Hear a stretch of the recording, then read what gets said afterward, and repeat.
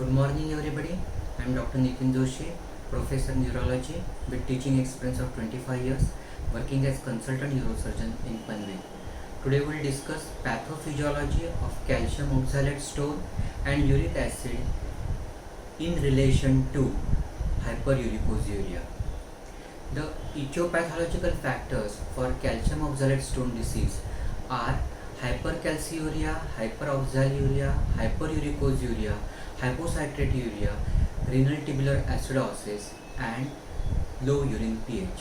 While the etiological factors in the pathogenesis of uric acid calculi are low urine pH, low urine volume, and hyperuricosuria. Thus, studies have shown that hyperuricosuria is the etiological factor in the pathogenesis of both hyperuricosuric calcium oxalate stone disease and hyperuricosuric uric acid stone disease. However, their pathophysiology is intimately related to the urine pH. The hyperuricosuria is defined as process of excretion of more than 600 mg of uric acid in urine in 24 hours. Hyperuricosuria is of three types: hyperuricemic hyperuricosuria, hypouricemic hyperuricosuria, and normouricemic hyperuricosuria. The studies have shown that of the total patient of calcium oxalate disease, about 1/3 of the patient shows hyperuricosuria as the pathological factor.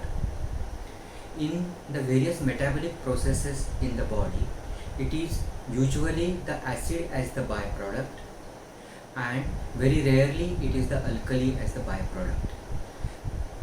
We have seen that in the nucleic acid catabolism, that is in the catabolism of RNA and DNA, because of catabolism of purines, there is always formation of uric acid. So uric acid is the end product of purine catabolism. Very rarely it is the alkali which is the byproduct in the metabolism in the body. Example, when there is HCl secretion in the gastric juice by stomach, there is absorption of bicarbonate on the venous side of the circulation, and this is called as alkaline tide. And this alkaline tide, studies have shown that is defective in patient with the uric acid stone formation, which is responsible for persistently low urine pH, and hence one of the etiological factor of the uric acid stone is persistently low urine pH.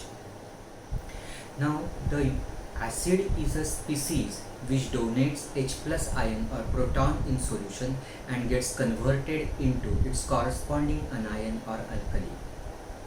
The weak acid is the acid which donates comparatively smaller quantity of H plus ions in solution and get converted into corresponding anion, and vice versa.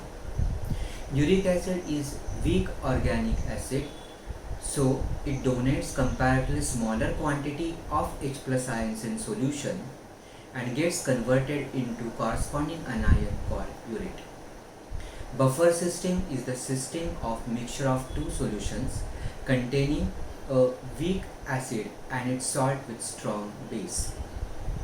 This buffer system is responsible for maintaining constant or steady blood pH.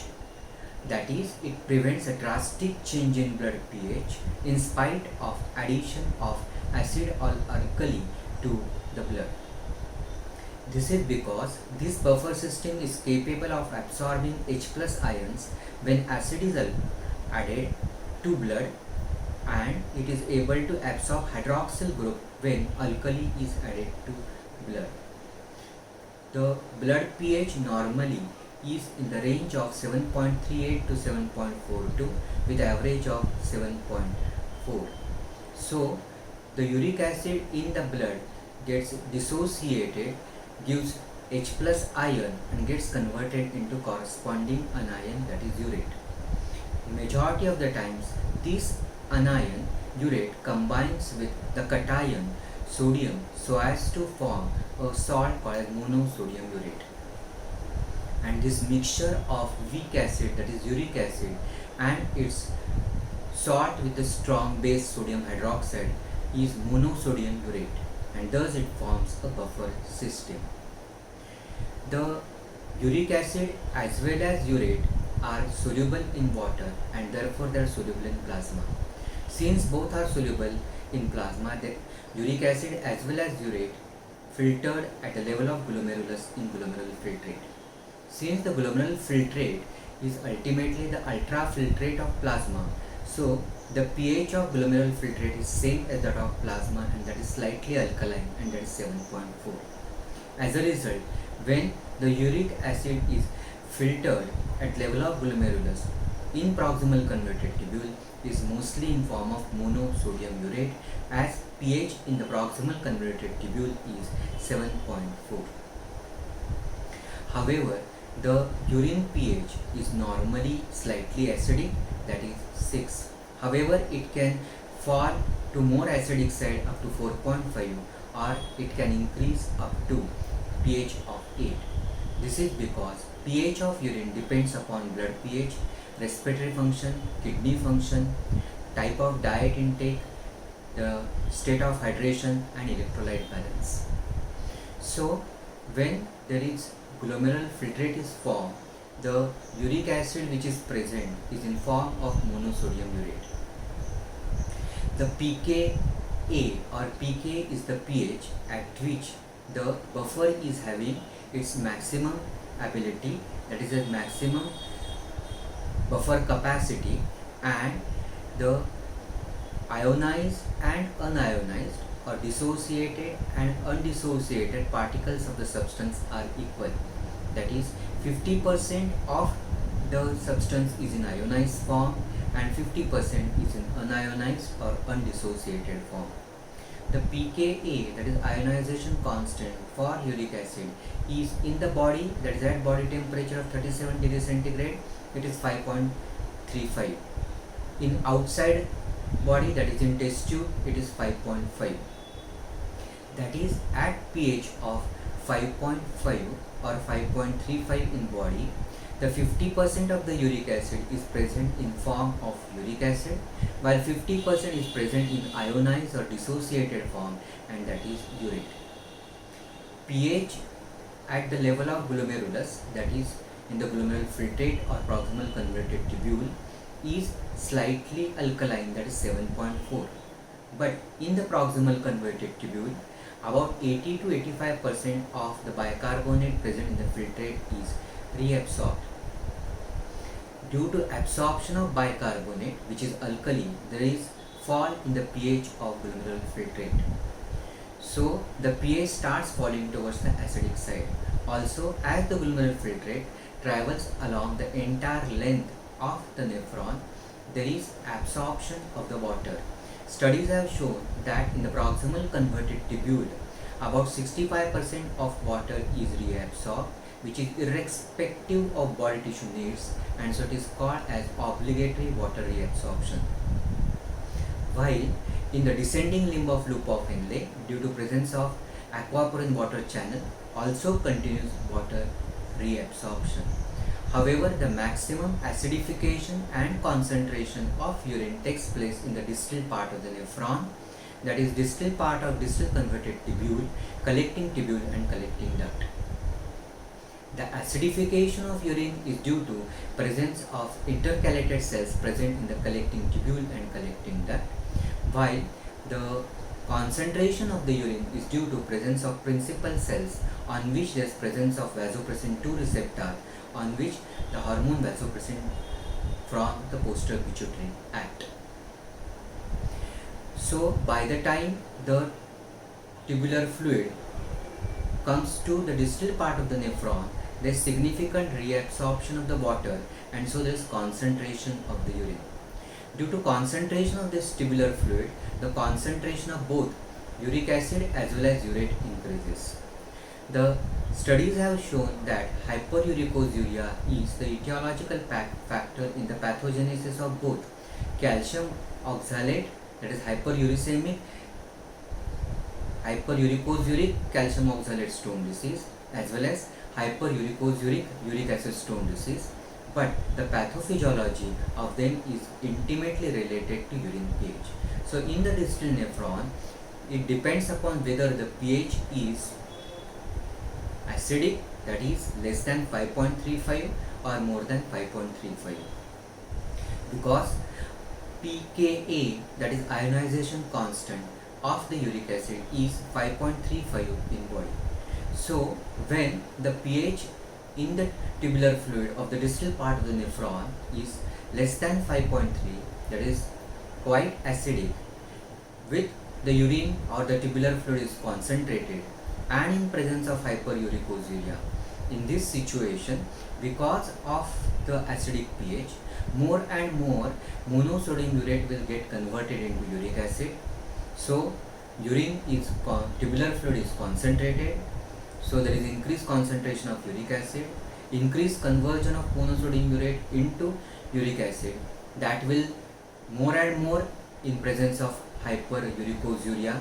So the concentration of uric acid goes on increasing and the solubility of uric acid goes on decreasing in the acidic pH.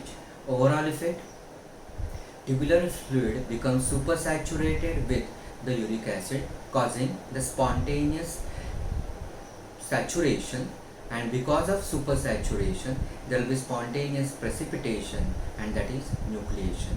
This is homogeneous nucleation, and nucleation is the first step in the formation of stone disease. Nucleation is the process of conversion of dissolved state of salt into undissolved state of salt, or conversion of liquid state of salt into solid state of salt due to supersaturation. Once there is the first step of stone, that is nucleation, then it will progress through the second stage, that is crystal retention, and then the third stage of stone, and that is crystal aggregation and stone formation. In case of the hyperuric calcium oxalate stone disease, the pathophysiology up to the distal part of the nephron is same, and that is water is reabsorbed, and so the tubular fluid is concentrated. At this stage, if the urine pH, that is actually the tubular fluid pH, is more than 5.35, then because pH is comparatively more alkaline side, that is more than 5.35, at this stage there will be more and more uric acid in form of monosodium urate. Also more and more uric acid will get converted into monosodium urate. In presence of hyperuricosuria, there will be more and more conversion of uric acid in monosodium urate. So tubular fluid is concentrated, there is hyperuricosuria, so there is more and more monosodium urate. As a result, the tubular fluid starts becoming supersaturated with monosodium urate, thus pushing the tubular fluid to the unstable zone of monosodium urate. This causes the saturation of the urine, that is supersaturated with monosodium urate, causing spontaneous precipitation and nucleation of the calcium oxalate crystal. Now once the calcium oxalate crystal is formed, then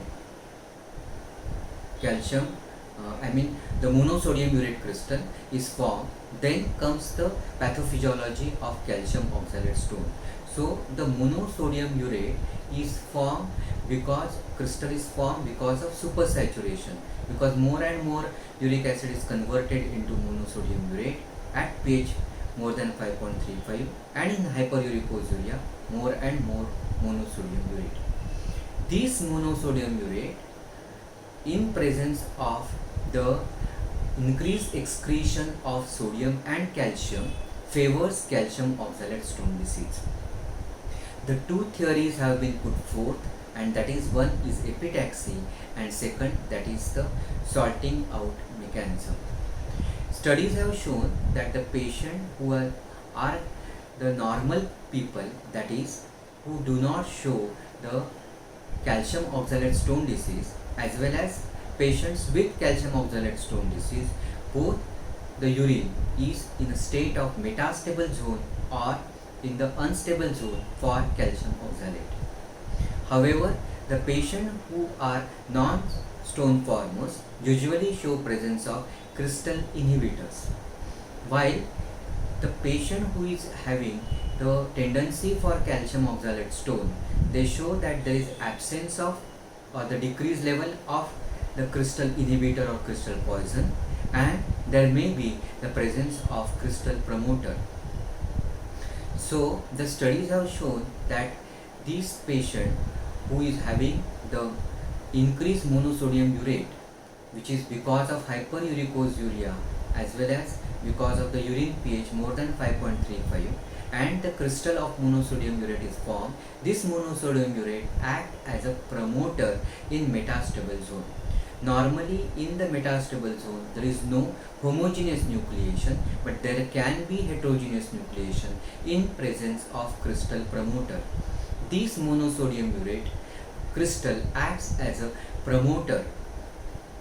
So in case of the urine which contains monosodium urate, the monosodium urate and the calcium oxalate, though they are chemically different, but they have got basic similar lattice structure, as a result of which the second crystal will go easy and early spontaneous precipitation or nucleation on the first crystal, and this is an example of epitaxy, that is the structure of calcium oxalate and the structure of the monosodium urate. The basic lattice structure is similar, but chemically they are different. But in presence of monosodium urate, they being acting as a catalyst, this second crystal, that is calcium oxalate, undergoes easy and early nucleation on monosodium urate. Epitaxy is a type of heterogeneous nucleation where the two crystals are chemically different but has got similar basic lattice structure, as a result of which the second crystal undergoes spontaneous and easy and early nucleation on the first.